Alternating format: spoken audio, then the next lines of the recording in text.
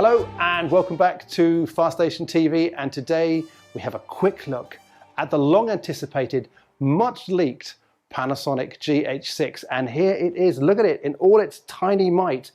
So what do you get? You get a new 25 megapixel sensor, a brand new sensor coupled with a brand new processor to handle all the new codecs and data rates. So it's a very interesting move by Panasonic to do this. You get 7.5 stops of stabilization, which is brilliant.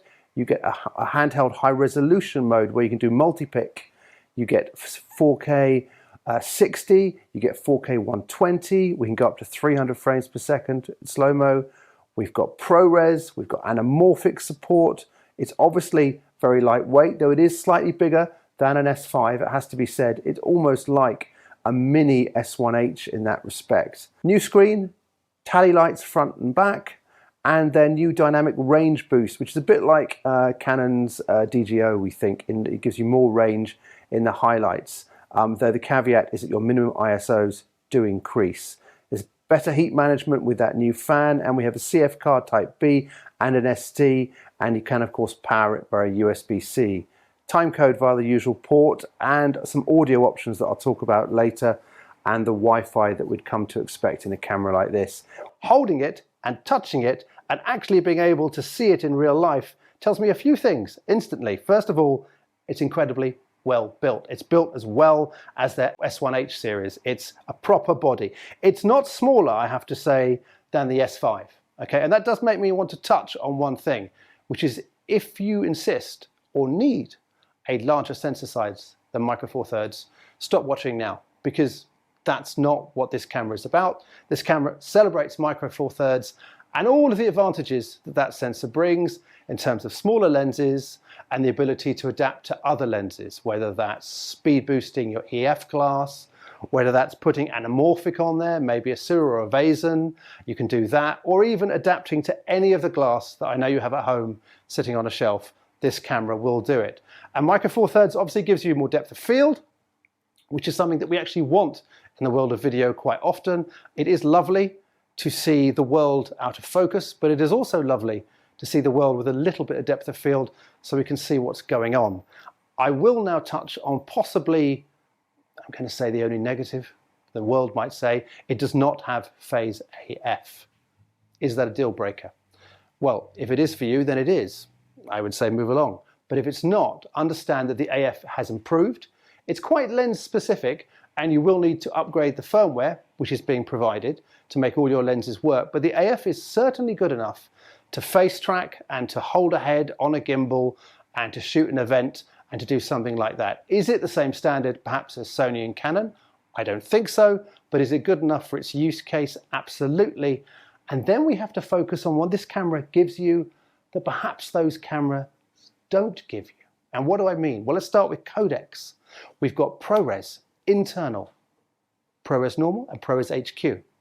We've got a 5.7K brand new sensor in here, absolutely brand new, with a brand new engine. And by engine, I mean, of course, the grunt inside the camera that allows it to process all those images and give you those lovely codecs. And being Panasonic, got an enormous range of codecs.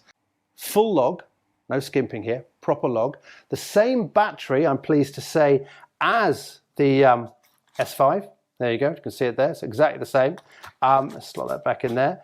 And a little treat for those of you that like audio in your films, I'm sure there are some of us who do, is that we have a specific button on the top here, this button here, which actually brings up all 4 channels of audio. Now, you might say, 4? How can there be 4? I see there's not enough room for 4. Well, if you use the XLR adapter, slot it on top there, put it in here, and then you can have 2 in the XLR, you can have the 3.5 input on here, and you can have the stereo mics on the top. And I have to say, from my quick testing, the stereo mics are actually very good. They seem a definite step up to capture ambience and kind of nice stereo bass from the GH5. One has to mention those other cameras. You know, this is the latest in a long line of GH cameras from Panasonic. GH1, GH2, we hacked those. GH3, we forgot about that one. GH4 we liked. and the GH5, which of course introduced internal 422 10-bit, which has only really recently become a standard with everyone else. What they're doing here with this camera is, I think, something slightly different from a lot of other manufacturers. I mean, if you think about this camera now and you look at this very sweet and quite quaint little sensor just inside, there we go, which you can see moving because it's got 7.5 stops of stabilization. It's not broken, it's just stabilizing. There aren't many other manufacturers and many other cameras right now, really, apart from the Olympus, that are in this space. And this is a much more video optimized product than that Olympus. This is a proper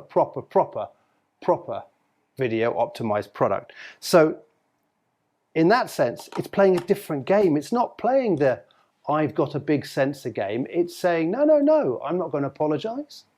This is my sensor. I'm happy with it.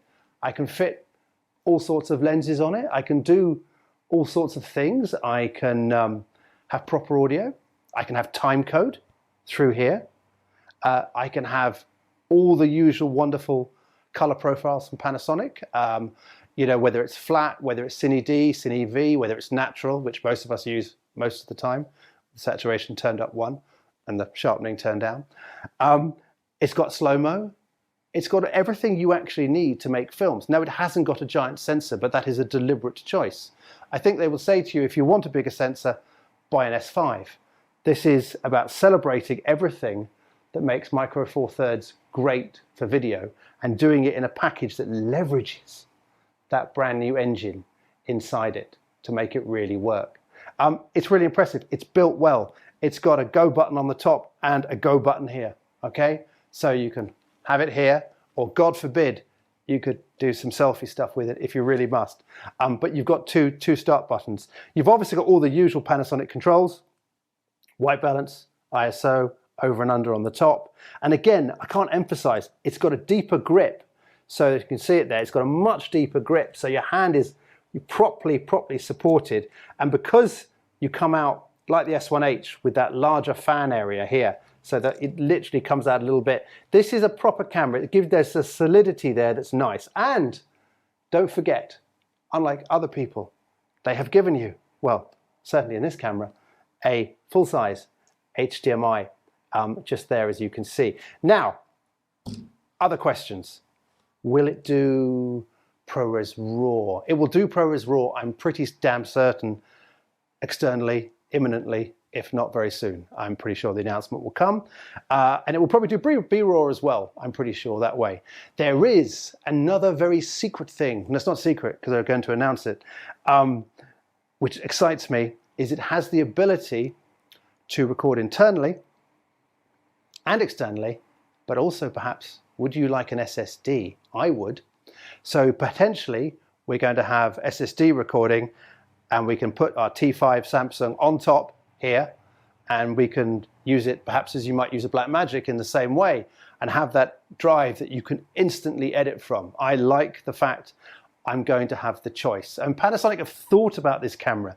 They've leveraged all of that technology upgrade in the last 4 years, and they've put it in this camera. Another thing that gives you is you can even record on this camera, and function button on the front, you can check your focus as you record. Now the GH5 didn't have the grunt under the hood to do that, but this camera does. A really comprehensive camera. It's shipping, body only, at $199.99, Inc. VAT, so take VAT off if you're VAT registered, obviously. Is it too much? I don't think it is. It's an absolute video powerhouse. There are other options if you need a bigger sensor, but if you're happy with Micro Four Thirds, if you like the stabilization, if you like the lens options, if you like to be able to speed boost your EF glass, you can. If you like to be able to fit something weird and Russian on the front, you can. You can adapt it to PL. You can obviously use Panasonic's lenses as well. They have a nice range of lenses, particularly their kind of cinematic zooms. The more expensive ones, but they're lovely. But they also have cheap ones too. And they've even got those ones with a little motor in, the really cheap ones where you can zoom in and out. You can have a little package like that, and you can have a little zoom motor on there, and that will work as well. And knowing them, as we do, this camera is not going to stay still. There's going to be firmware upgrades, and it's just the beginning of its long journey.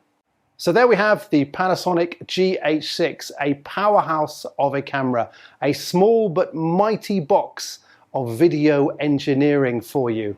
If it suits your work, if it's something that you think will work for you, do give us a call, do come in, and we'll try and organize a demo. And right now, there's also a purchasing promotion of a free Lexar 128GB card, Type B card for you to go with this camera. So get in touch.